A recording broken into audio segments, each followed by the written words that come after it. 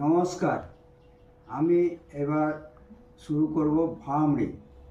কীভাবে করবেন, দুটো আঙুলে একটা আঙুল তর্জনী যেটা ভুরুর ওপরে রাখবেন, মধ্যমা চোখের কোণে, অনামিকা নাকে আর কনিষ্ঠা ঠোঁটের ওপরে, আর বুড়ো আঙুল দিয়ে কানের পর্দা দুটো বন্ধ করতে হবে।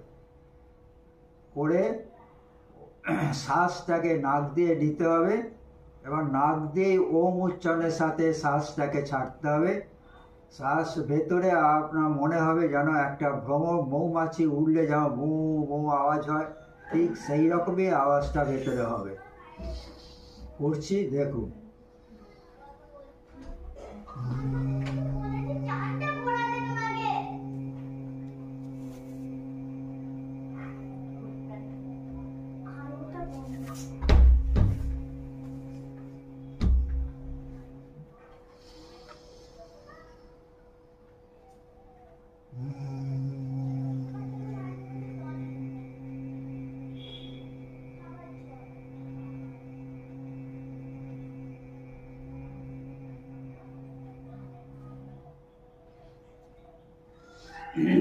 এটা করলে মাইগ্রেন রোগ ভালো হয়ে যায়।